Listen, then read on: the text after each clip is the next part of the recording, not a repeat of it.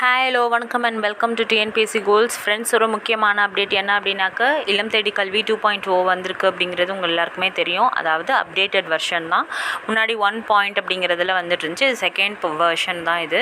So அடுத்து பார்த்தோம் அப்படின்னாக்க இந்த கிளாஸஸ்லாம் ஸ்டார்ட் ஆக போகுது, இல்லை க்ளோஸ் பண்ண போகிறாங்க அப்படிங்கிற மாதிரிலாம் நிறைய ரூமர்ஸ் போயிட்டு இருந்துச்சு. ஆக்சுவலாக க்ளோஸ் பண்ண போகிறது என்னவோ அப்பர் ப்ரைமரி கிளாஸஸ் வந்து க்ளோஸ் பண்ண போகிறதா அறிவிச்சிருக்காங்க.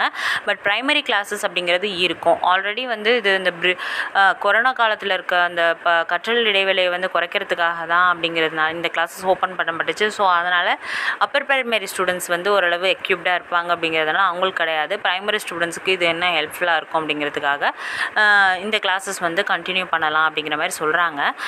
இந்த கிளாஸஸ் பார்த்தோம் அப்படின்னாக்க கண்டிப்பாக இப்போ எப்படி இதுக்கான வாலண்டியர்ஸை செலக்ட் பண்ண போகிறாங்க அப்படின்னா, நம்ம மைய செயல்பாட்டு அறிக்கையில் வந்து ரேங்கிங் லிஸ்ட் வந்து வெளியிட போகிறாங்க. அந்த ரேங்கிங் லிஸ்ட் உங்களுடைய வாட்ஸ்அப் குரூப்ஸ்க்கு உங்களுடைய கோஆர்டினேட்டர் மூலமாக வரும்.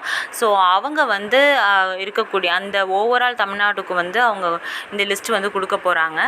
ஸோ அந்த லிஸ்ட்டு படி யாரெல்லாம் வந்து செலக்ட் ஆகிருக்கீங்களோ அவங்க நேம்ஸில் வந்து கண்டிப்பாக அந்த ப்ரைமரி சென்டர்ஸ்லாம் வந்து ஓப்பன் பண்ணுறதுக்கான வாய்ப்புகள் இருக்குது. ஹைடெக் லேபில் செலக்ட் ஆனவங்க சில பேருக்கும் இது இருக்குது. ஏன் அப்படின்னாக்க இது ரேங்கிங் லிஸ்ட்டை பேஸ் பண்ணியிருக்கிறதுனால.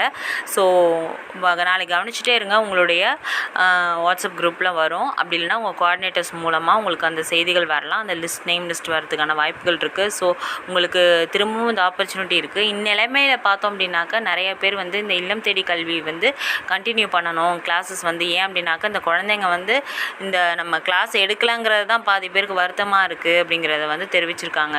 நீங்கள் கிளாஸே எடுக்கலனாலும் பரவாயில்ல, நாங்கள் வந்து உட்காந்துட்டு போகிறோம் அப்படிங்கிற மாதிரி இந்த ஸ்டூடெண்ட்ஸ் சொல்லிகிட்டு இருக்காங்க. ஸோ அது போலே தூத்துக்குடியில் பார்த்தோம் அப்படின்னாக்க இந்த கிளாஸஸ் இல்லை, நாங்கள் கண்டினியூ பண்ணுங்கள் ப்ளீஸ், எங்களுக்கு நீங்கள் 1000 ரூபாய் கொடுத்தாலும் அது பெரிய பிரச்சனை இல்லை அப்படிங்கிற மாதிரி. ஸோ நம்ம வாலண்டியர்ஸ் நிறைய பேர் கேட்டிருக்காங்க. ஸோ இதுக்கு என்ன பதில்? இல்லை எல்லா சென்டர்ஸையும் ஓப்பன் பண்ணலாமா அப்படிங்கிறது மாதிரி ஏதோ நம்ம பள்ளி கல்வித்துறை முடிவு பண்ணுறாங்களா என்னன்னு தெரில. பட் இப்படி ஒரு கோரிக்கையை வந்து வச்சுருக்காங்க. இது எல்லாருக்குமே ஒரு கஷ்டமாக இருக்கும். ஏன் அப்படின்னாக்கா ஒரு ஃபேமிலியாகவே ஒரு பாண்டிங் வந்துருச்சு நம்ம அந்த குழந்தைங்களோடைய.